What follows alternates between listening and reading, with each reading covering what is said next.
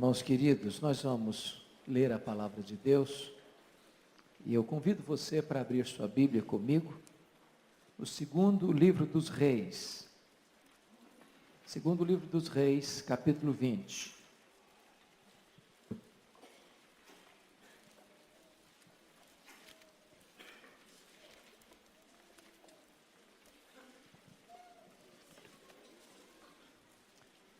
Nós estamos, como o pastor Arival disse, comemorando mais uma data da reforma,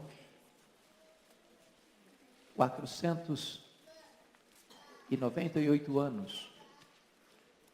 E para que a reforma mantenha sua chama acesa, é vital que nós passemos a verdade que nos transformou à nova geração. E esse texto vai falar exatamente disso. Então, por favor, acompanhe a leitura, capítulo 20, versos de 1 a 11. Naqueles dias, Ezequias adoeceu de uma enfermidade mortal. Veio ter com ele o profeta Isaías, filho de Amós, e lhe disse: assim diz o Senhor, põe em ordem a tua casa, porque morrerás e não viverás. Então virou Ezequias o rosto para a parede e orou ao Senhor, dizendo: lembra-te, Senhor, peço-te, de que andei diante de ti com fidelidade, com inteireza de coração, e fiz o que era reto aos teus olhos, e chorou muitíssimo. Antes que Isaías tivesse saído da parte central da cidade, veio a ele a palavra do Senhor, dizendo: volta e dize a Ezequias, príncipe do meu povo, assim diz o Senhor, o Deus de Davi teu pai, ouvi a tua oração, e vi as tuas lágrimas, eis que eu te curarei, ao terceiro dia subirás à casa do Senhor, acrescentarei aos teus dias 15 anos, e das mãos do rei da Síria te livrarei, a ti e a esta cidade, e defenderei esta cidade por amor de mim e por amor de Davi meu servo. Disse mais Isaías: tomai uma pasta de figos, tomaram-na e a puseram sobre a úlcera, e ele recuperou a saúde. Ezequias disse a Isaías: qual será o sinal de que o Senhor me curará, e de que ao terceiro dia subirei à casa do Senhor? Respondeu Isaías: ser-te-á isto da parte do Senhor como sinal, de que ele cumprirá a palavra que disse, adiantar-se-á a sombra 10 graus, ou os retrocederá. Então disse Ezequias: é fácil que a sombra adiante 10 graus. Tal, porém, não aconteça. Antes retroceda 10 graus. Então o profeta Isaías clamou ao Senhor e fez retroceder 10 graus a sombra lançada pelo sol declinante no relógio de Acaz. Irmãos amados, a Bíblia diz que Ezequias começou a reinar com 25 anos. A Bíblia diz que ele governou em Jerusalém 29 anos. Consequentemente, Ezequias morreu aos 54 anos de idade. Ele era filho de Acaz, um rei perverso, mau, idólatra, assassino. E logo que Ezequias assume o seu governo, ele abre a porta da casa de Deus que havia sido fechada pelo seu pai, ele limpa a casa de Deus, ele restabelece o culto divino, ele promove uma espécie de reforma em Judá, ele experimenta um poderoso reavivamento espiritual, e por influência dele, Jerusalém e Judá é livre de uma invasão avassaladora da Síria, que já havia levado o reino do norte para o cativeiro. Mas agora, aos 39 anos de idade, depois de 14 anos de governo, quando ele estava no auge do seu progresso como rei, e implementando as mais importantes reformas na sua nação, e experimentando um poderoso reavivamento, Deus manda a Isaías à sua casa com uma mensagem urgentíssima. Põe em ordem a tua casa, porque certamente morrerás e não viverás. Em outras palavras, nenhum homem morre bem se a sua casa ainda não está em ordem. Não basta viver bem, não basta morrer bem, se a nossa casa não está bem.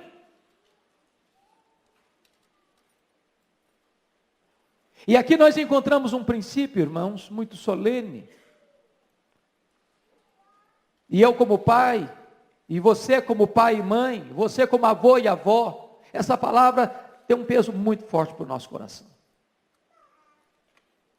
Porque Deus espera de nós não apenas que estejamos bem, como pessoa, como indivíduo, mas Deus espera de nós que os nossos filhos também estejam bem, que a nossa descendência também esteja bem, que a nossa família também esteja adotando e vivendo os mesmos princípios e valores que um dia nós abraçamos. E diz a Bíblia que quando Isaías deixa esse recado com ele, tão solene, põe em ordem a tua casa, não apenas a tua vida, mas a tua casa, que Ezequias então ora, que Ezequias então chora, e ele diz para Deus: lembra-te, Senhor, verso 3, peço-te de que andei diante de ti com fidelidade, com inteireza de coração, e fiz o que era reto aos teus olhos, e chorou muitíssimo. Esse homem é um homem que tem tanta intimidade com Deus, que o profeta não tinha nem saído do centro da cidade ainda, quando Deus escutou a sua oração. E mandou o profeta: vai lá de novo. Fala para o Ezequias que eu ouvi a oração dele. E que eu vou dar mais do que ele pediu. Ele pediu cura, eu vou dar cura. Eu vou dar um plus de 15 anos mais na vida dele. Ele está com 39, só vai morrer com 54.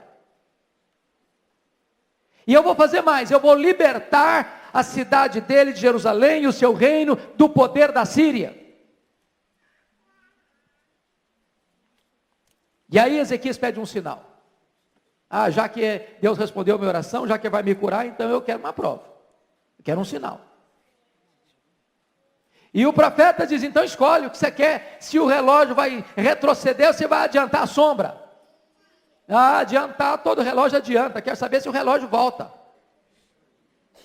E relógio adiantar é comum, mas agora relógio voltar o ponteiro, eu não sei, eu não conheço esse negócio não. Então, já que Deus vai fazer um milagre, que faça um milagre grande. Eu quero que retroceda. E assim foi feito. Entretanto, eu chamo a sua atenção para um fato. Abra sua Bíblia comigo no texto paralelo a esse, que é mais resumido do que esse, em 2 Crônicas 32. O que aconteceu? 2 Crônicas 32.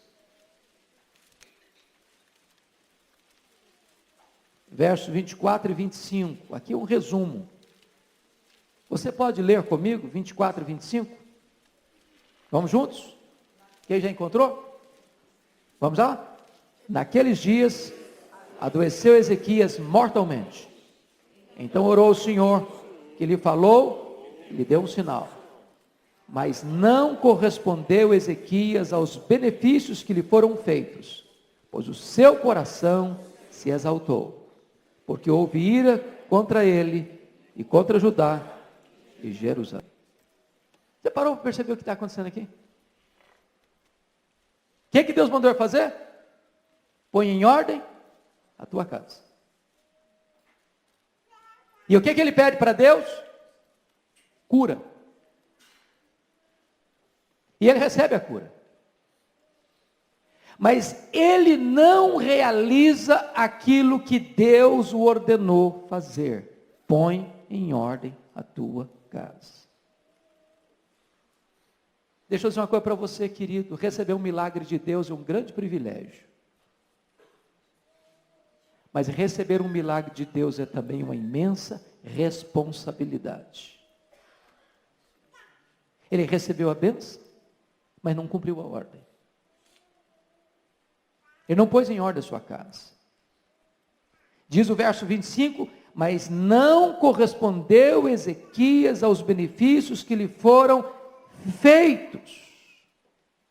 Preste atenção aqui, amados. Vamos para o verso 31. Você pode ler comigo? Contudo, quando os embaixadores dos príncipes da Babilônia lhe foram enviados para se informarem do prodígio que se dera naquela terra, Deus o desamparou para prová-lo e fazê-lo conhecer tudo o que lhe estava no coração. Agora eu preciso que você vá comigo de volta para 2 Reis 20. Por favor, volte lá. Para você entender o que está acontecendo aqui. O coração de Ezequias se exalta. Depois de Deus fazer um milagre. Depois de Deus atender a sua oração. Depois de ter experimentado um reavivamento. Depois de ter visto o sinal do favor de Deus. Então vamos lá nos versos 12 a 15, por favor. 2 Reis 20. Vamos juntos?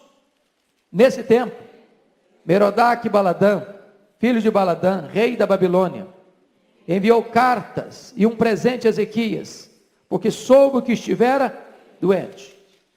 Ezequias se agradou dos mensageiros e lhes mostrou toda a casa do tesouro, a prata, o ouro, as especiarias, os óleos finos, o seu arsenal e tudo que se achava nos seus tesouros. Nenhuma coisa houve, nem em sua casa, nem em todo o seu domínio, que Ezequias não lhe mostrasse.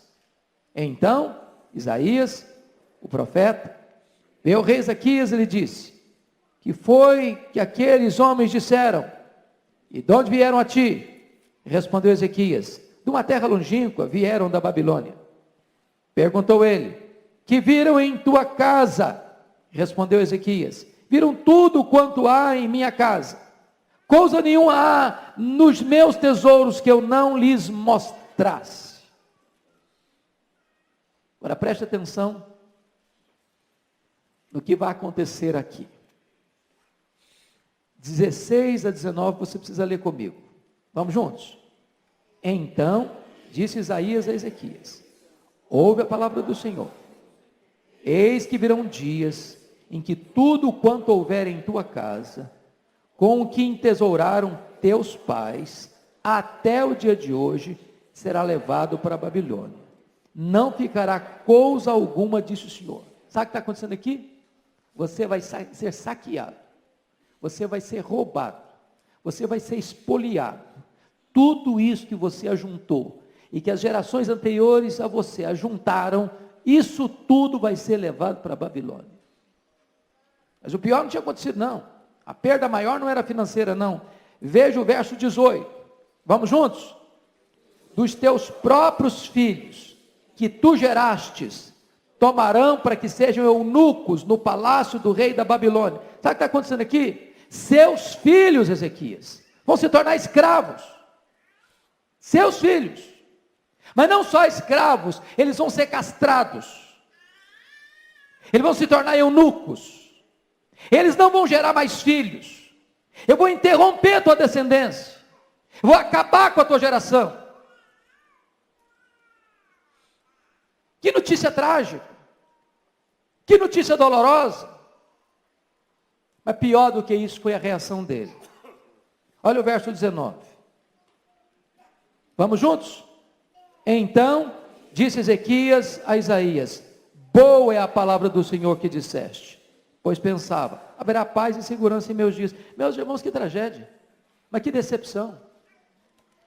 Você já escutou um pai falar isso? Olha, seus filhos vão se tornar escravos, seus filhos não vão gerar mais filhos para frente. E esse cara dizer, boa essa palavra. Que coisa maluca. Boa essa palavra? Boa essa palavra? Não era hora desse homem chorar? Não era hora desse homem lamentar? Não era hora desse homem clamar misericórdia para Deus? Mas por que ele disse boa essa palavra? O verso 19 explica. Pois pensava, haverá paz e segurança em meus dias. Isso é para a próxima geração, que se vire, que se vire. O que me interessa é que nos meus dias eu vou ter paz. O que me interessa é que nos meus dias eu vou ter segurança. Mas meus filhos, os meus netos, se a outra geração vai se dar mal, eu não estou nem aí. Ô irmãos, nós jamais seremos vitoriosos. Nós jamais preservaremos a sã doutrina, nós jamais hastearemos a bandeira da reforma, se nós não cuidarmos da próxima geração. Se nós falharmos em passarmos esse bastão para os nossos filhos, para os nossos netos, para as próximas gerações. O que acontece com Ezequias? Irmãos, por favor, vamos dar uma olhadinha no verso 21. Ele morre com 54 anos. Nos seus dias a coisa está tudo bem. Mas vamos ver o que vai acontecer na geração futura. Você pode ler comigo? 21. Capítulo 21, versículo 1. Tinha Manassés 12 anos de idade, quando começou a reinar. E reinou 55 anos em Jerusalém. Sua mãe chamava-se Rezibá. Agora, para um pouquinho. Se o Manassés começou a reinar com 12 anos, quando é que ele nasceu? Ele nasceu 3 anos depois que Ezequias foi curado e fez essa oração. Eu fico pensando, pastor Arival, se o Ezequias pudesse imaginar o que seria o filho dele, ele diz: meu Deus, me mata logo, então o senhor não me apressa os dias não, é melhor o senhor me levar agora, porque para gerar um menino complicado desse, para gerar um menino que vai ser um monstro, para gerar um menino que vai ser o pior rei da história, para gerar um homem endemoniado, o senhor podia me levar. Qual o problema de Ezequias? Se eu vou estar em paz os meus dias, se vire a próxima geração, eu não vou estar aí para ver. Que pegue fogo no circo, que a coisa desande, desde que eu me poupe, desde que eu me salve. E quando você começa a ler a história desse camarada, o versículo 2 diz: fez o que era mal perante o Senhor, segundo as abominações dos gentios que o Senhor expulsara de suas possessões, de diante dos filhos de Israel, pois tornou a edificar os altos que Ezequias seu pai havia destruído, levantou altares a Baal. Sabe o que ele fez? Ele fez tudo contrário de seu pai. Meu pai fez isso, eu vou fazer o contrário. Meu pai limpou a casa, eu vou sujar a casa. Meu pai abriu a porta, pois eu vou poluir esse templo. Meu pai destruiu os altares, os altares pagãos, pois eu vou construir mais. Por que esse menino está revoltado? Deus disse lá atrás: põe em ordem a tua casa. Irmãos queridos, se você perceber, Manassés foi talvez o homem mais endemoniado da história. Ele foi idólatra, ele foi feiticeiro, ele foi astrólogo, ele foi assassino, ele queimou o filho dele num altar pagão, ele fez toda coisa que você possa imaginar de tragédia. De tragédia. Quer ver outra coisa? O que aconteceu? Porque o filho de Ezequias governou. Abra sua Bíblia comigo lá em Jeremias 15. Por favor. Jeremias 15. Confira isso aí.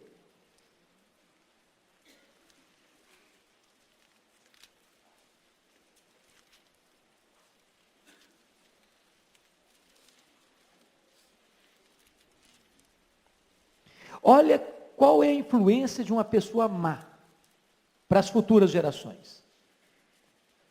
Você pode ler comigo o versículo de 1 a 4? O que está escrito aí? Vamos lá.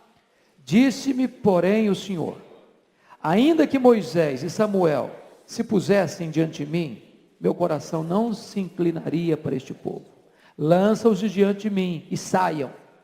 Quando te perguntarem: para onde iremos? Dir-lhes-ás: assim diz o Senhor: o que é para a morte, para a morte; o que é para a espada, para a espada; o que é para a fome, para a fome; o que é para o cativeiro, para o cativeiro.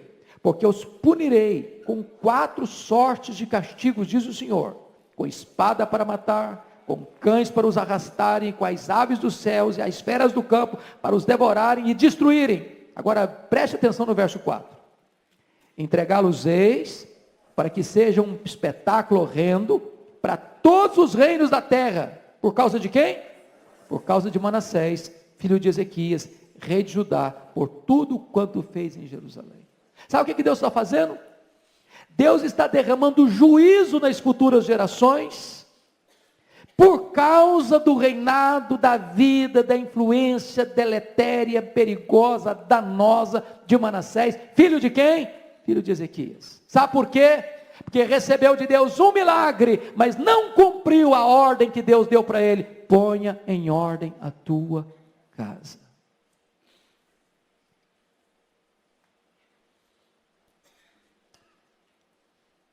Alguém disse certa feita que Davi salvou o mundo e perdeu a família. Alguém disse certa feita que Noé salvou a família e perdeu o mundo. Quem sabe nós poderíamos ter um outro posicionamento. Deus ajuda-nos a salvar o mundo por intermédio da nossa família.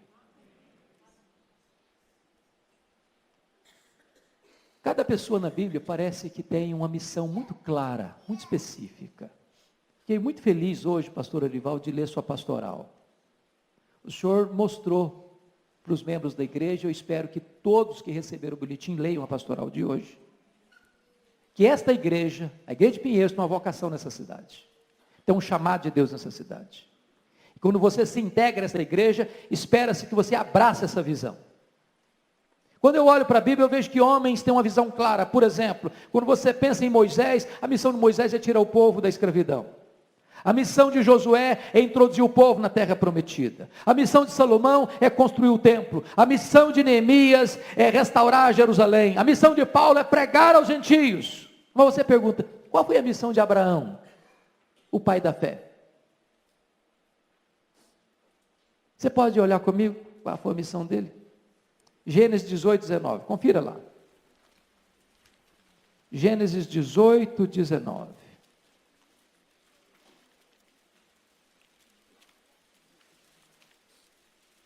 Você pode ler com voz alta esse versículo comigo? Porque eu o escolhi para quê? Preste atenção um pouquinho. Deus escolheu Abraão com um propósito. Para quê? Mostra o propósito. Eu o escolhi para quê? Continuemos. Ordene a seus filhos e a sua casa depois dele, a fim de que guardem o caminho do Senhor e pratiquem a justiça e o juízo, para que o Senhor faça vir sobre Abraão o que tem falado a seu respeito. Qual era a missão de Abraão? Qual é a missão de Abraão? Ordene a seus filhos e a sua casa depois dele. A missão de um homem não é apenas ele andar com Deus, ele experimentou um avivamento. A missão de um homem é que ele ande com Deus e ordene a sua casa também andar com Deus. Qual foi o sinal que Deus deu da aliança com Abraão? A circuncisão. Eu imagino que circuncisão naquela época devia ser muito difícil, porque era com faca de pederneira. Já pensou uma faca de pedra? Sem anestesia? Sem penicilina? Sem analgésico? Sabe por que essa marca era no prepúcio, cortando a pele que cobria o prepúcio? Porque este é o órgão reprodutor. Toda vez que uma criança era nascida, era precisado dizer o seguinte: a marca da aliança com Deus precisa estar nessa próxima geração, nessa próxima geração, nessa próxima geração.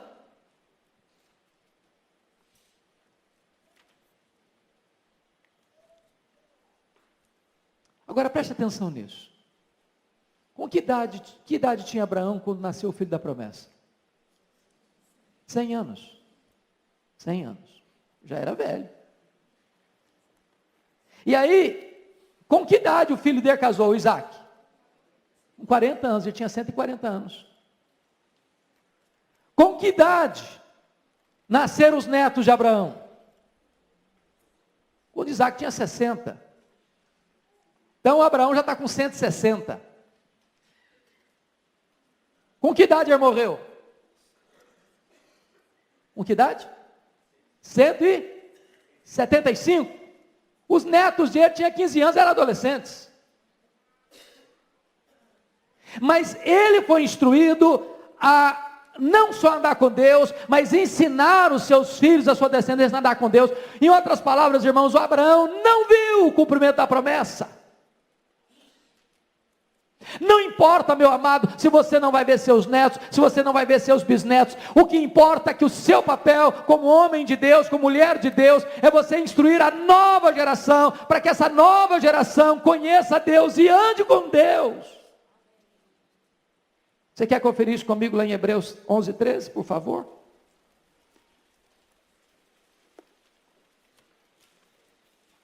Sobre as promessas de Deus. Hebreus 11, 13. Falando dos patriarcas. Disse assim: pois todos estes morreram na fé, sem ter obtido as promessas, vendo-as, porém, de longe, e saudando-as, e confessando que eram estrangeiros e peregrinos sobre a terra, saudando as promessas de longe. Oh meu Deus, eu não sei se eu vou ver netos, bisnetos, mas eu quero saudar de longe esta promessa, de que o Senhor me chamou, o Senhor me escolheu, para que eu ande na tua presença, e para que a minha nova geração, minha próxima geração, minhas próximas gerações te conheçam e andam contigo.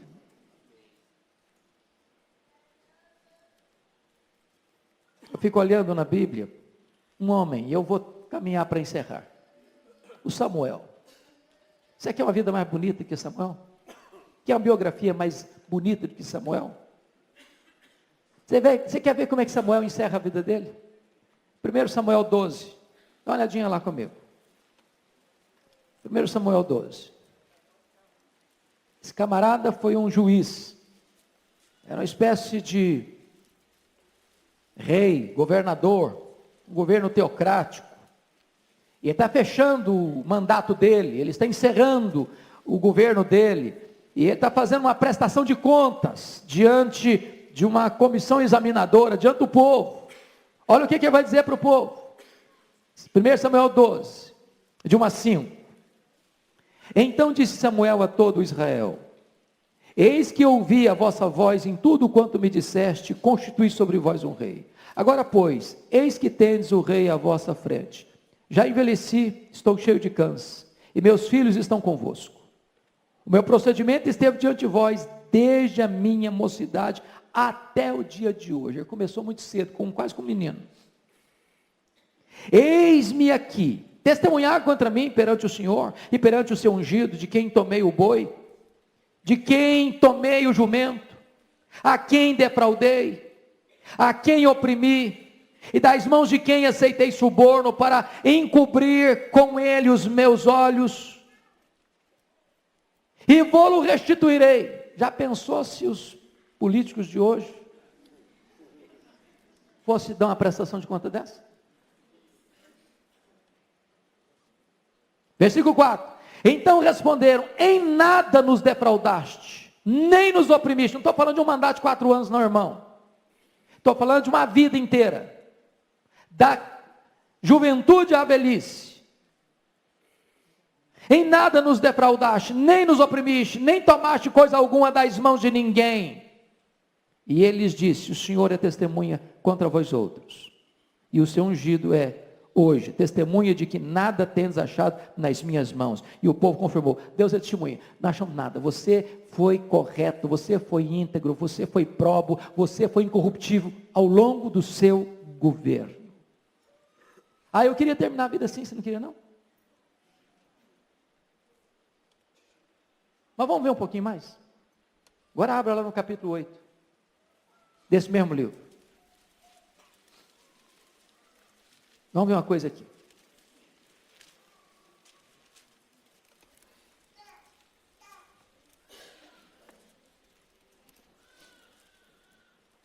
Versículo 8, capítulo 8, versículo 1. Tendo Samuel envelhecido, constituiu seus filhos por juízes sobre Israel. O primogênito chamava-se Joel, o segundo Abias, foram juízes em Berseba. Porém, seus filhos não andaram pelos caminhos dele, e se inclinaram à avareza, e aceitaram subornos, e perverteram o direito. Tudo que o pai não fez, eles fizeram. O pai foi íntegro, o pai não subornou, o pai não roubou, o pai não aceitou propina, o pai não acertou suborno, o pai foi honesto. Os filhos não andaram pelo mesmo caminho. Agora note o versículo 4.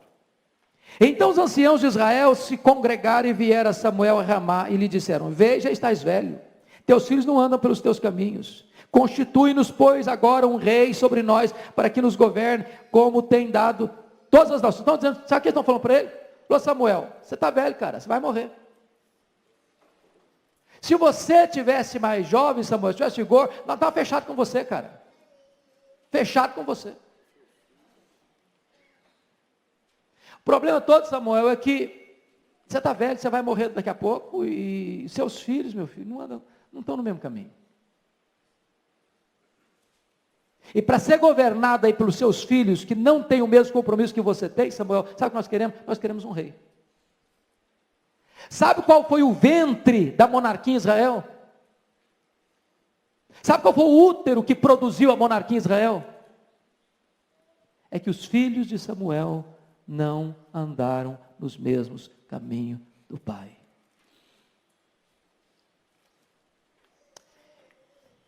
Irmãos queridos, nós estamos numa corrida de bastão, corrida de revezamento.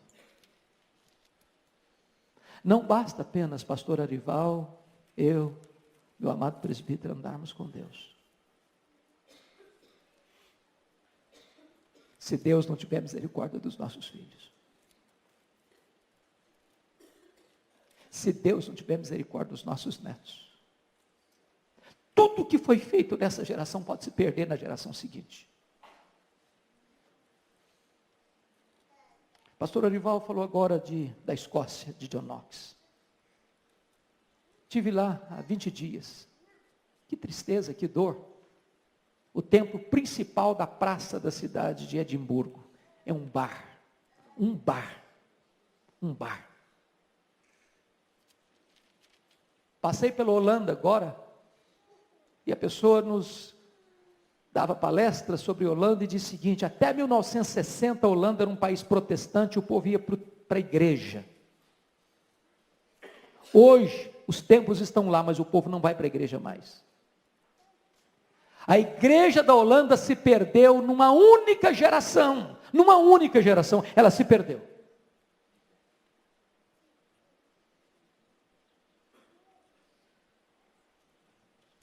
Minha oração é que Deus tenha misericórdia de nós.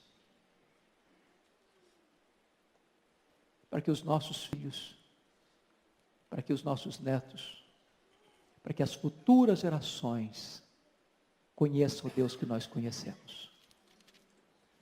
Para que a igreja da próxima geração seja uma igreja mais fiel, mais sólida, mais firme. Para isso, o que é que nós temos que fazer? E eu termino com a leitura desse versículo. Volta comigo os olhos para 2 de Pedro, capítulo 1. O que é que você e eu precisamos fazer? 2 de Pedro, capítulo 1. Versículo 12 a 15.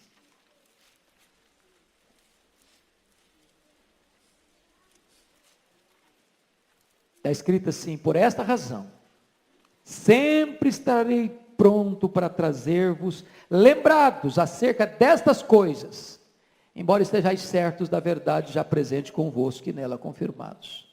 Também considero justo, enquanto estou neste tabernáculo, despertar-vos com essas lembranças, certo de que estou prestes a deixar o meu tabernáculo, em outras palavras, estou prestes a morrer, como efetivamente nosso Senhor Jesus Cristo me revelou. Mas de minha parte, você leu o 15 comigo? Mas de minha parte, esforçar-me-ei diligentemente, por fazer que, a todo tempo, mesmo depois da minha partida, conserveis lembrança de tudo. postura de Pedro é diferente da postura de Ezequias. Se tiver tudo bem nos meus dias, que boa essa palavra. Que a próxima geração se arrebente, estou nem aí. Que Deus tenha misericórdia de nós. Para que nós, mesmo que no portal da morte, estejamos profundamente, diligentemente comprometidos com esta bandeira, que a próxima geração se lembre de tudo aquilo que nós vivemos e que nós ensinamos. Se o pastor Arival me permite, eu gostaria de convidar os pais, os avós que estão aqui. Eu não sei como é que está a sua casa, mas eu queria orar agora para alguns pais. Primeiro para os pais que querem rogar a Deus para que seus filhos andem com Deus. Para que os seus filhos tenham uma experiência profunda, real de conversão, de novo nascimento. Que eles sejam cheios do Espírito Santo. Que eles sejam envolvidos no reino de Deus, na obra de Deus. Segundo, eu gostaria de orar com os pais, cujos filhos estão afastados do Evangelho. Foram criados na igreja, estão longe de Deus. Terceiro, eu gostaria de orar com os pais, cujos filhos ainda não foram convertidos, nunca experimentaram o toque da graça de Deus na sua vida, e que anseiam ver os seus filhos salvos. Se você desejar se levantar do seu lugar, pai, mãe, avô e avó, nós gostaríamos de orar com vocês aqui no altar. Se vocês querem colocar a casa de vocês na presença de Deus. E eu vou pedir o pastor Ival, como pastor da nossa igreja, para fazer esta oração.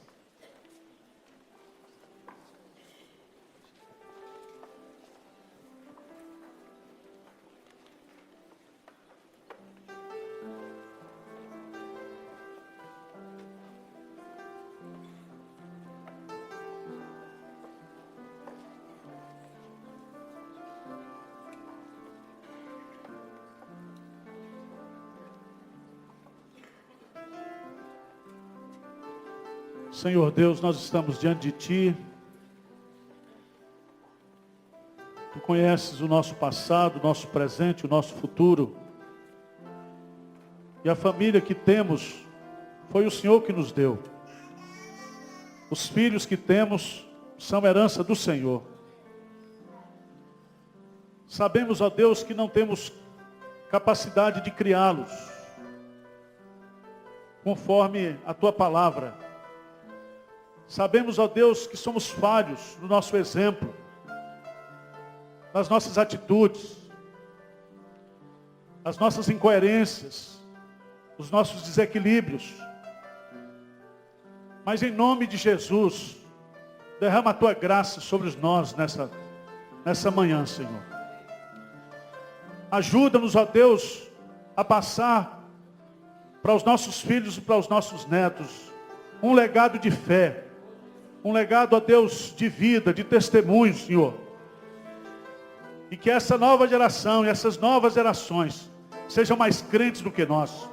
Sejam mais consagrados.